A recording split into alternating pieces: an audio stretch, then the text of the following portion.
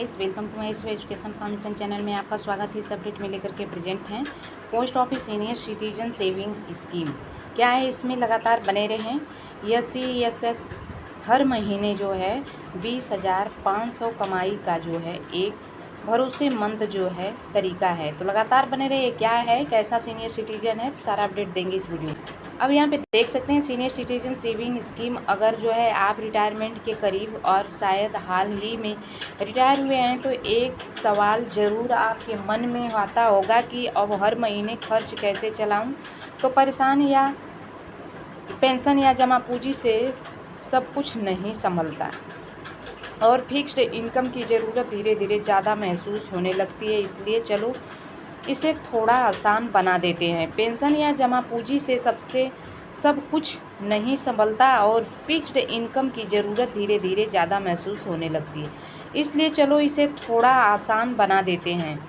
सरकार की इस योजना सीनियर सिटीजन सेविंग स्कीम, जो कि ठीक उन्हीं लोगों के लिए है जो रिटायरमेंट के बाद एक भरोसेमंद तयशुदा आमदनी चाहते हैं। और हाँ, इनमें जो ब्याज दर मिलती है अभी 8.2% सालाना, वे आजकल के हिसाब से काफ़ी शानदार मानी जाती हैं।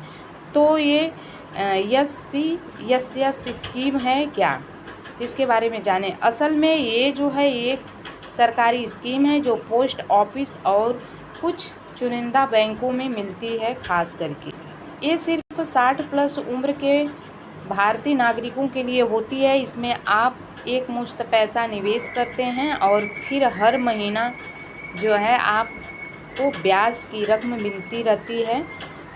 मसलन अगर आपने इसमें 30 लाख रुपए निवेश किए हैं तो हर तिमाही आपको 61,500 रुपये मिलेंगे। मतलब हर महीने करीब 20,500 रुपये की आमदनी होगी।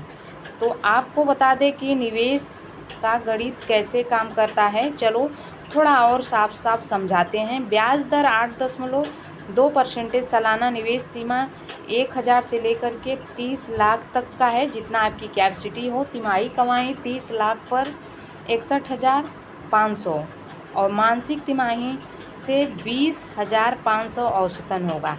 यानी कि एक बार पैसा जमा कर दिया, फिर हर महीने में तय मुश्त कमाई और ये रकम सीधे आपके सेविंग अकाउंट में आ जाती है। और अगर आप